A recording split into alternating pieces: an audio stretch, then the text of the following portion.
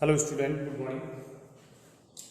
Bank reconciliation statement की ये जो 10 लाइनें हैं ये आपने पिछले वाली वीडियो के अंदर देखी थी। फिर किस हिसाब से केस बुक और पासबुक के बैलेंस में डिफरेंस आ जाता है। अब डिफरेंस के रीजन तो हमें पता चल गया कि ये मेन 10 रीजन है जो केस बुक और पासबुक के अंदर जनरली होता है। अब बात आती है कि अगर मान लो कि बैलेंस मैच नहीं हुआ और अपन को बैंक रिकंसिलिएशन स्टेटमेंट तैयार करना है तो वो हम कैसे करें। तो देखो, सबसे पहले मैं फॉर्मेट बता देता हूं बैंक रिकंसिलिएशन स्टेटमेंट का।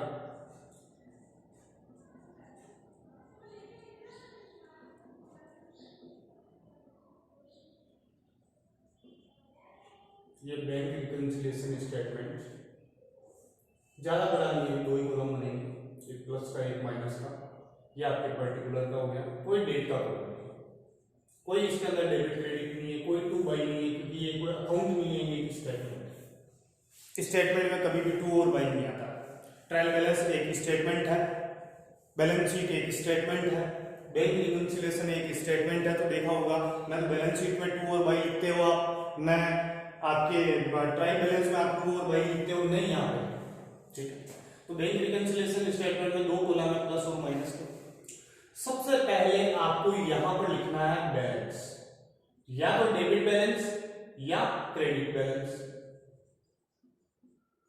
एज पर, या तो केस बुक का दिया हुआ होगा और या फिर आपको पासबुक का दिया, जो क्वेश्चन में दिया हुआ वैसा, या तो डेबिट या क्रेडिट। क्वेश्चन में बहुत बार आपको क्लियरली दे देता है debit balance of cash book, credit balance of passbook, credit balance of cash book या debit balance of passbook, clear दे दिया। लेकिन अगर क्लियर नहीं दिया हुआ है तो अपन को पता कैसे करना, तो मैं यहां पे नीचे लिखता हूं। देखो, केस बुक का जो बैलेंस होता है वो जनरली कौन सा होता है, डेबिट होता है। रीजन ये हमारे लिए क्या है, असेट्स है।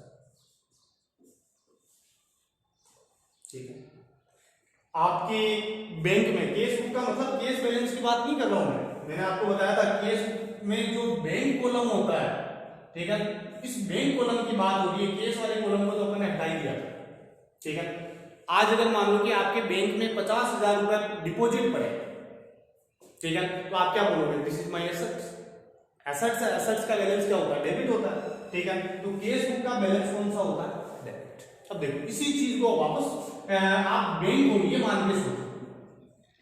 ठीक है, आपकी बैंक में 50,000 रुपए डिपॉजिट पड़े हैं, तो ये आपके लिए एसेट्स है, लेकिन यही बैंक के लिए क्या है, लायबिलिटी है। बैंक बोलेंगे मेरे कस्टमर के पैसे है, तो बैंक के लिए यही 50,000 रुपए क्या हुई, लायबिलिटी। तो पासबुक के अकॉर्डिंग बैलेंस कौन सा माना जाता है, क्रेडिट। ठीक है, क्योंकि उसके अकॉर्डिंग वो क्या है, लायबिलिटी। जो पासबुक में एंट्री कौन करता है, अपना अकाउंटेंट थोड़ी करता है, नहीं, पासबुक में एंट्री कौन करता है, बैंक का अकाउंट करता है, बैंक का अकाउंटेंट करता है। ठीक है, तो बैंक का अकाउंटेंट क्या बोल रहा है कि ये मेरी फर्म के लिए या मेरे मालिक के लिए या कि मेरे बिजनेस जो भी है, ठीक है, बैंक के लिए ये कस्टमर का पैसा है, बैंक का खुद का नहीं है। तो बैंक रिस्पॉन्सिबल है वहां पर उस पैसे के लिए कि 50,000 जब भी वो विड्रॉ करे उनको वापस दे, और जब तक डिपॉजिट है उसके ऊपर इंटरेस्ट है। तो बैंक के लिए ये 50,000 रुपए क्या है, लायबिलिटी है। तो बैलेंस कौन सा है, क्रेडिट। तो देख लिया बोले आप पासबुक में उठा के आपके बैंक में अगर 50,000 रुपए, 10,000, 1 लाख, 2 लाख, 5 लाख जो भी डिपॉजिट है वहां पे लिखा हुआ मिलेगा आपको credit balance, your available credit balance this. ठीक है, लेकिन अगर मान लो कि ये बैलेंस ओवरड्राफ्ट है, ओवरड्राफ्ट बैलेंस, ओवरड्राफ्ट का मतलब तो जानते होंगे, अपोजिट नेगेटिव बैलेंस। ओवर मतलब ज्यादा, ड्राफ्ट मतलब निकाला हुआ है। ठीक है, अगर मान लो कि आपके बैंक में माइनस 10,000 रुपए पड़े, सोच के देखो, आपकी बैंक में माइनस में 10,000 है, तो आप क्या बोलोगे, ये एसेट्स है या लायबिलिटी है। तो आप बोलोगे ये तो माइनस 10,000 है, तो ये बैंक को मुझे डिपॉजिट करवाने पड़ेंगे, बैंक चार्ज ले लिए इसके ऊपर मेरे से। ठीक है, ये तो मुझे डिपॉजिट करवाने पड़ेंगे। तो यही केस बुक का बैलेंस क्या हो गया, यहां पर क्रेडिट। ठीक है, और यही पासबुक का बैलेंस क्या हो गया, पासबुक में अगर आपकी नेगेटिव बैलेंस है तो आपको लिखा हुआ मिलेगा debit balance, your available debit balance minus 10,000, या माइनस नहीं भी लगाए, डेबिट लगाए तो भी चल जाएगा। ठीक है, समझ गए होंगे। बैंक में डिपॉजिट पड़े हैं इसलिए एसेट्स है, तो हमारे लिए डेबिट बैलेंस है, लेकिन बैंक में नेगेटिव बैलेंस है, overdraft balance of cash book, तो credit balance. Overdraft balance of passbook मतलब डेबिट बैलेंस, दोनों चीज एक ही है, ठीक है। मैं दोनों पार्टियों के अकॉर्डिंग बता रहा हूं, हमारे अकॉर्डिंग और उसके अकॉर्डिंग, ठीक है। मेरे बैंक में 50,000 डिपॉजिट पड़े हैं, तो मेरे हिसाब से ये मेरी एसेट्स है, इसलिए केस बुक का डेबिट बैलेंस होगा। लेकिन पासबुक मेंटेन बैंक करता है, तो बैंक के लिए यही 50,000 का बैलेंस क्रेडिट बैलेंस होगा, ठीक है। यही मेरे एक बैंक में माइनस में 10,000 रुपए पड़े हैं, तो ये मेरे लिए लायबिलिटी है, तो केस बुक का ओवरड्राफ्ट बैलेंस क्रेडिट होगा। और यही बैंक के लिए एसेट्स है, रिकवर करेगी बैंक, तो पासबुक के अकॉर्डिंग ये बैलेंस कौन सा होगा, डेबिट बैलेंस। ये चीज आपको याद रखनी है, भी हो जाएगा काम अपना आसान।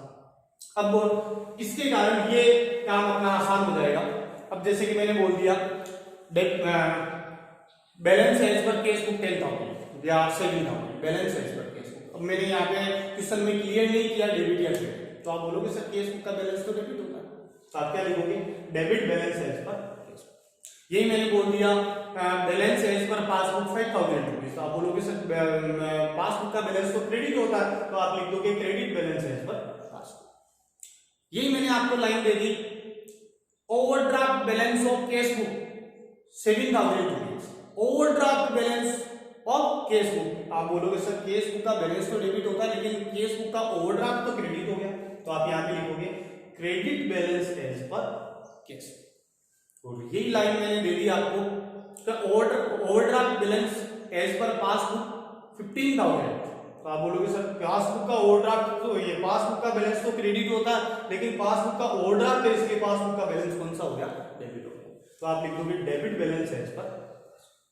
क्लियर, ठीक है। 4 ही लाइनें बताइए, केस बुक का बैलेंस डेबिट होता है, पासबुक का बैलेंस क्रेडिट होता है, केस बुक का ओवरड्राफ्ट बैलेंस क्रेडिट होता है, पासबुक का ओवरड्राफ्ट बैलेंस डेबिट होता है, ठीक है।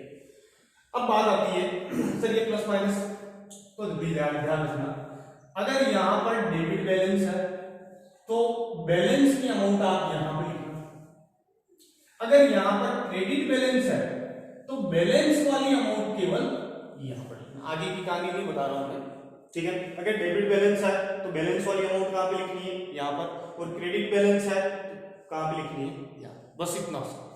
अब आगे क्या करना है, अब आगे करना है जो भी प्रॉफिट है उसको ऐड करो, जो भी लॉस है उसको लेस करो, प्रॉफिट को प्लस और लॉस को माइनस। अब ये एक नई चीज आ गई सर, ये प्रॉफिट और लॉस क्या है, ठीक है।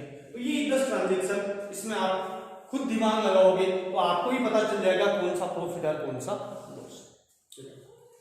फर्स्ट से स्टार्ट, आप अपने ऊपर एग्जांपल लेके देखना, चेक आपने बैंक में डिपॉजिट करवाया और बैंक ने क्रेडिट मतलब डिपॉजिट नहीं किया, तो आपको प्रॉफिट हो रहा है या लॉस हो रहा है। आप बोल रहे हो कि सर बैंक डिपॉजिट नहीं हो रहा है, डेफिनेटली लॉस, डिपॉजिट हो जाता अच्छा रहता, ये क्या है, लॉस।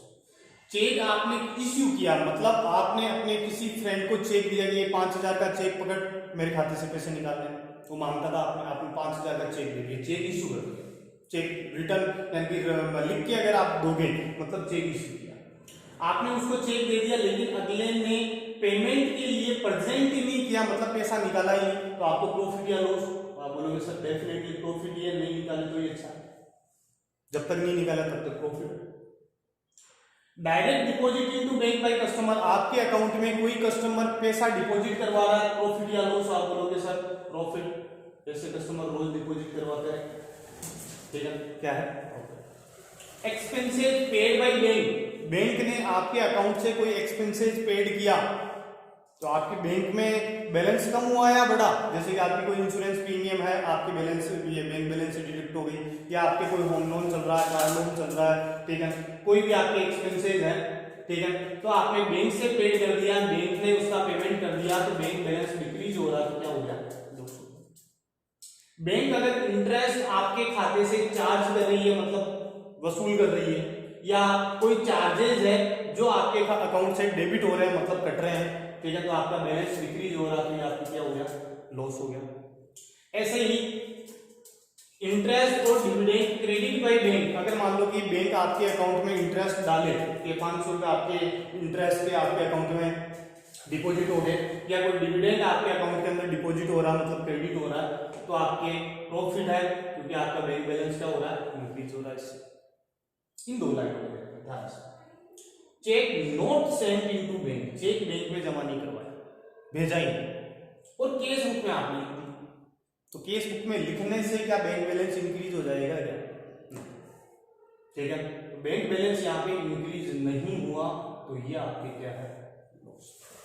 ठीक है, cheque deposit into bank, cheque bank में डिपॉजिट करवा दिया लेकिन केस बुक में एंट्री करना भूल गए, चेक बैंक में तो डिपॉजिट हो गया, बैंक बैलेंस तो इंक्रीज हो चुका, तो ये आपके क्या है, profit. Wrongly credit by bank, bank गलती से आपके अकाउंट में क्रेडिट कर दे, मतलब जमा कर दे, तो डेफिनेटली ये क्या है, प्रॉफिट। और गलती से आपके अकाउंट से माइनस कर दे, मतलब निकाल ले पैसे, विड्रॉल कर दे गलती से, तो ये आपके क्या है, लॉस। ठीक है, तो ये आपके प्रॉफिट और लॉस हो गए। तो इसमें से जो भी क्वेश्चन के अंदर प्रॉफिट आए, प्रॉफिट को आप क्या करते जाना, एड करते जाना, और लॉस जो आए उसको क्या करते जाना, लेस माइनस करते जाना। लास्ट में जो बैलेंस आएगा वो आपका आंसर। ये बैंक रिकंसिलिएशन स्टेटमेंट अभी पूरा चैप्टर यही है, इसके बाद में केवल क्वेश्चन है। ठीक है, बैंक रिकंसिलिएशन स्टेटमेंट का पूरा आपके सिस्टम मैंने बता दिया। आज अपन एक क्वेश्चन भी करके देख सकते हैं। ठीक है, देखो एक क्वेश्चन करवा रहा हूं मैं। फर्स्ट क्वेश्चन,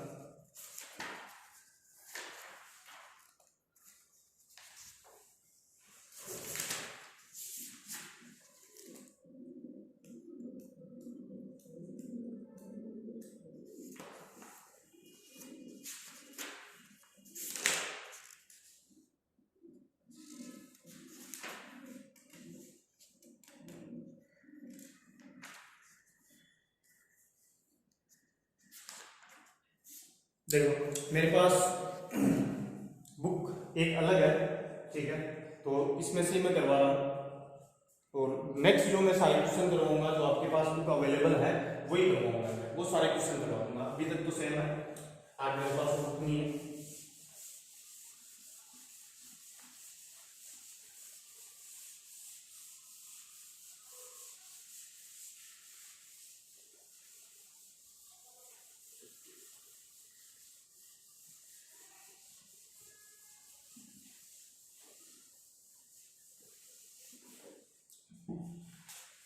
फर्स्ट क्वेश्चन है, prepare bank reconciliation statement on 31 मार्च 2017।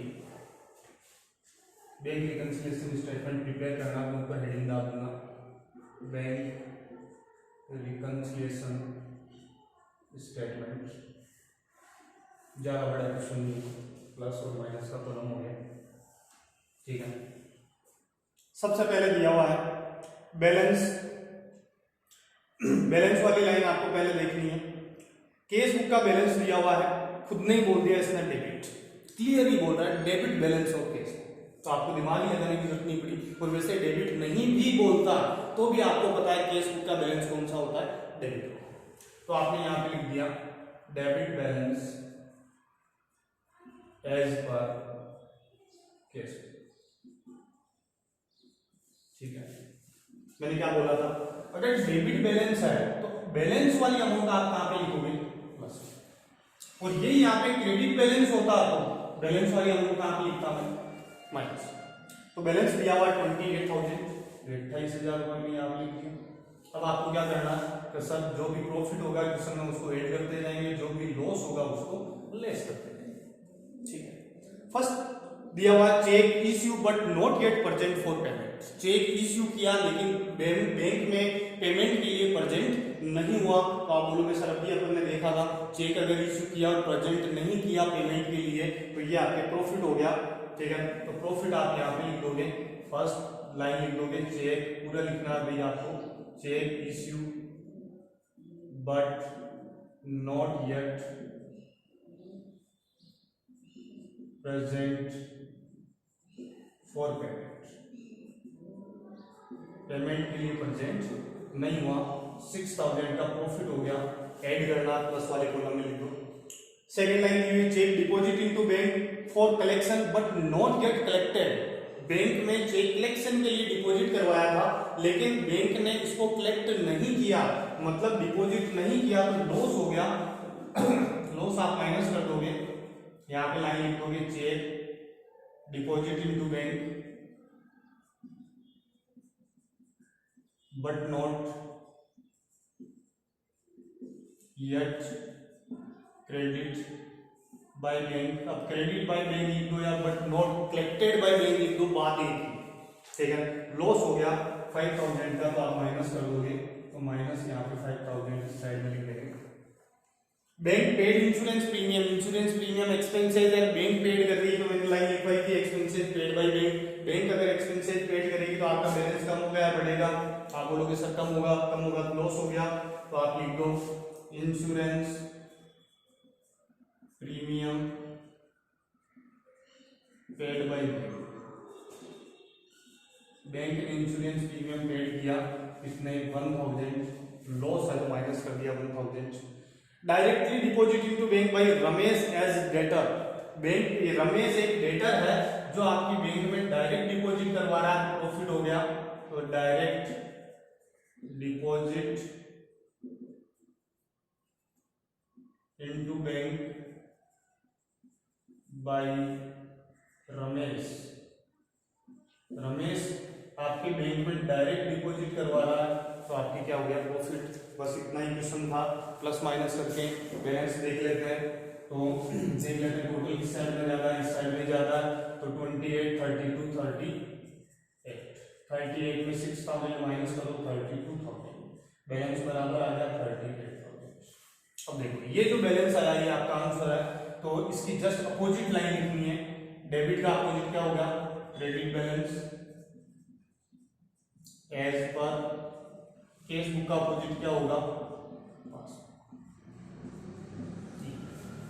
ठीक है, हमारे हिसाब से जो केस बुक का बैलेंस आ रहा था ना 28,000 रुपए, ये मिस्टेक थी, और एक्चुअल में बैलेंस कितना आना चाहिए था? 32। अब पासबुक में आपका बैलेंस 32 है, 32 आ गया, ठीक है। तो ये इस टाइप से आपको क्वेश्चन करना है, और काफी इजी चैप्टर है।